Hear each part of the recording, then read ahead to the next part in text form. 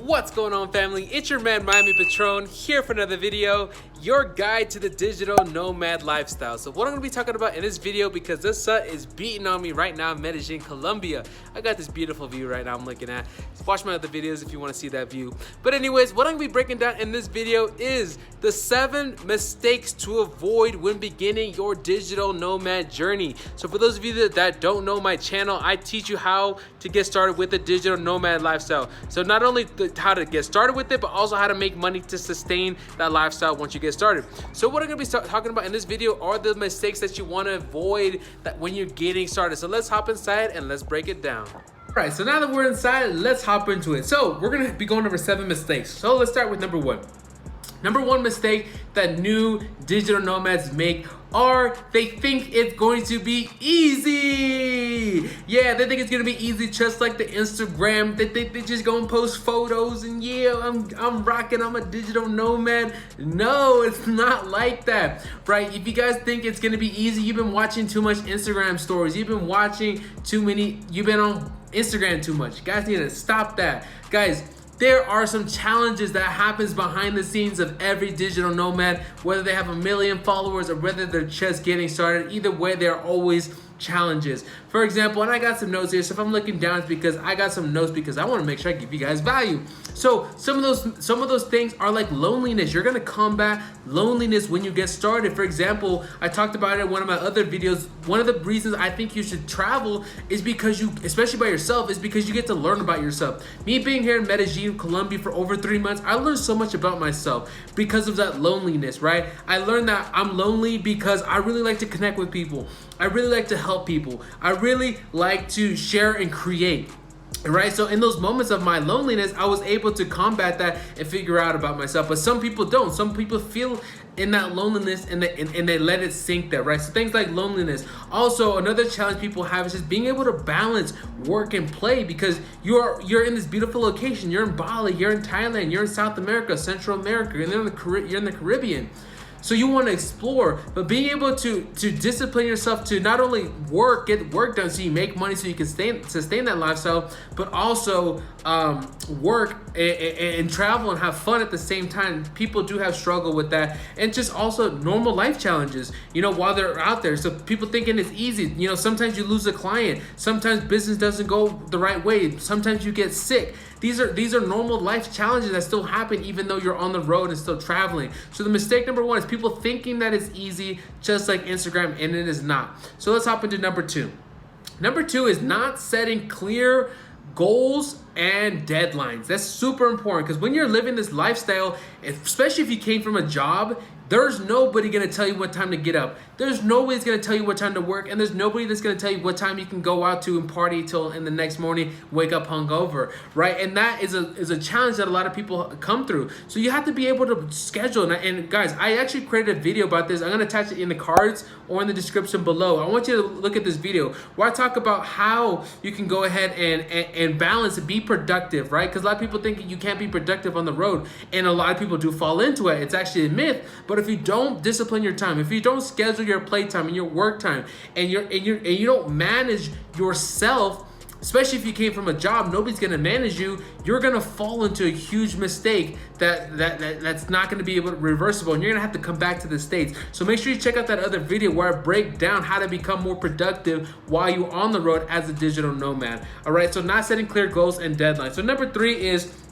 traveling without having any customers or clients. For those of you that don't know, I teach people how to transform into the digital nomad lifestyle. So not only the perks and stuff of the city, but also how to make money online and start an online business so they can do it by selling the information online in the form of coaching and consulting. So I have more resources in the description below that you can check that out. I have a free guide to get you started with that.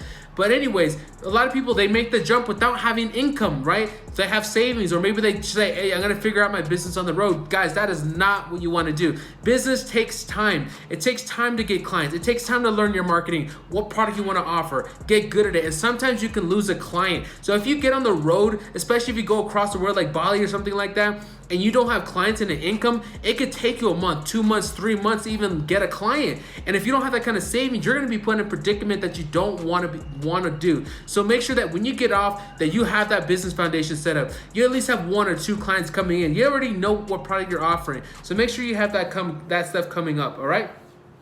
The next one, number 4, is undervaluing your product or your service. So like I said, I have another video below on the perfect business model for digital nomads. So make sure you check that out in the cards or in the description below. That way you can see what business is great for digital nomads. But anyways, guys, undervaluing your product or your service is detrimental to your business and your lifestyle while traveling. Because a lot of people think, wow, if I charge a cheaper price for what I'm offering, then people are gonna hire me. Guys, people are not gonna hire you as a freelancer or coach or buy your course because it's cheaper. They're gonna buy it based on the value, right? So you wanna make sure that you're charging high ticket. I talk about that in the video, like I said in the description below. You wanna make sure you charge high ticket. It's better to have less clients paying you more than to have a shitload of clients paying you less. And the reason is that is because if you charge cheap for your client, for your product, what's gonna end up happening is you're gonna have a lot of work and not have a lot of money, and it's gonna build frustration. And I've been there, and you don't wanna put yourself in that situation. So make sure that one of the mistakes that you avoid is that you charge a high ticket product and you don't undervalue your work, all right? The next thing is not packing difficult to find items, right? For example, if you're coming from the United States, there are certain things that when you get to a different place like Medellin and stuff like that, or Bali, wherever, you're not gonna be able to find that. For example, make sure you have your debit cards, right? One of the things I'm so glad that I came to Medellin and not across the world. So what happened was I only had 1 debit card, right? 1 debit card from my bank. And what happens was when I got here, within my first month, I actually had fraud on my card from someplace in Africa for literally 89 cents, right? And because of that fraud, my bank shut down my card, and I've been without a debit card for the last 3 months.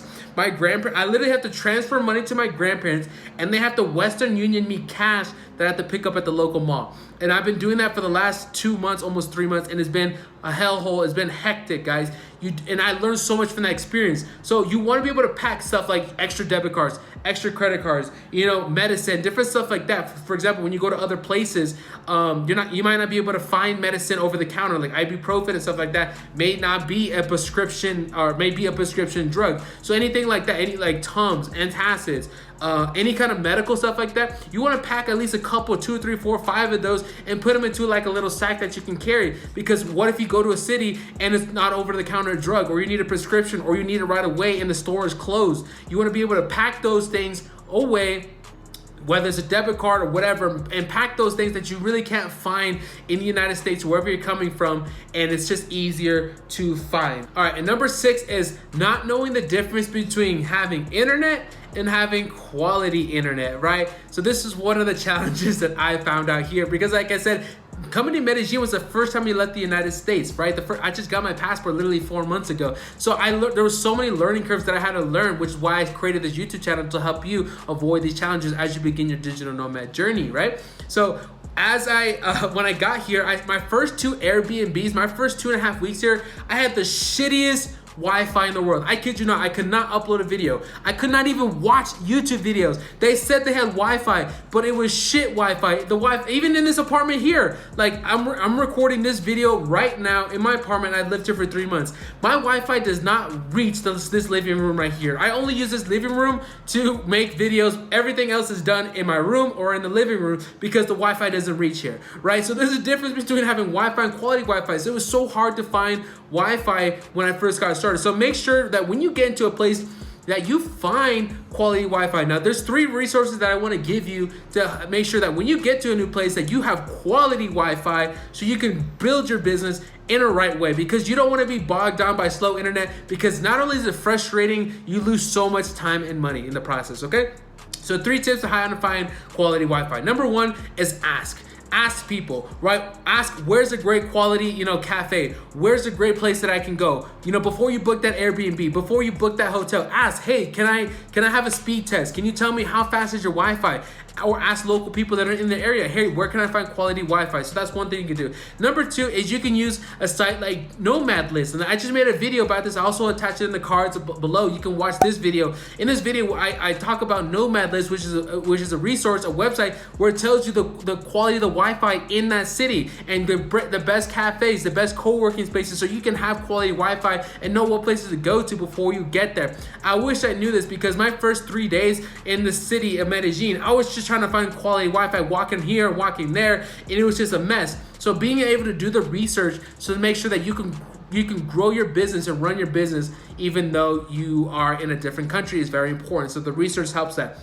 And the third and final tip is finding a co-working space in the city in which you're going to work on. Like I said, use Nomad List, attached in the description below. Use Nomad List to find the best co-working space, because when you get to a co-working space, it's made for the digital nomad. It is made for the internet entrepreneur. So you will always find quality Wi-Fi there. So knowing the difference between Wi-Fi and quality Wi-Fi is very important when growing your business, right? So that was tip number 6. And the 7th tip here is, guys, if you're getting a lot of value from this, make sure you check the description, make sure you subscribe below, because I'm always providing value to this for that future digital nomad and for your future journey, or for those of you already on the road. So make sure you subscribe. But anyway, step number 7 we have here is not doing what works for you. Not doing what works for you. And this is something that's so important. You can do all the research. You can watch all the videos, but at the end of the day, you have to do what you want. You have to flow with it, right? That's one of the things I've been really focusing on, is flow. What makes me happy? What do I want to do? Like, I love making these YouTube videos. This is like my 6th YouTube video I've made today, right? I love doing the research and providing value to you guys in the form of videos. So don't be so hard on yourself, right? You don't have to go and do the touristy shit. You don't have to live in the touristy spot. Go and have fun, explore, do what you want to do that makes you come alive, that makes you flow, right? You don't have to go down the beaten road. Deliver your own path, because that's why you're going through this journey anyway, is because you want freedom. And why not do what you want? Go do that thing that people said they didn't want to come to. Like, everybody told me not to come to Medellin. I came and I fell in love with the city. I'll probably buy a property here and live here at some period of my life, but it's just so beautiful. But if I would have listened to my parents and what the society told me that Medellin was dangerous, I would not be in this beautiful city enjoying the most beautiful weather, with the most beautiful girls, and in such an economical place, guys. So make sure you follow what flows with you, guys. So hopefully you got a lot of value from this. I do have links in the description below on the ultimate guide on how to get started as a digital nomad, how to make money while you're on the road by selling your information online in the form of coaching, consulting, and online courses. So that is the best way to make money as a digital nomad. Why? Because you don't want to become a digital nomad who's broke, or has to go home after a year, or has to work at a hostel because you didn't make enough money. Do you want to be a backpacker type digital nomad, or do you want to live a luxury, comfortable lifestyle while you're on the road? So you need to form an income for that. And so I teach you how to form an income with that. So make sure you check out that free resource, that free guide in the description below. But other than that, hope you got a lot of value. Miami Patron out.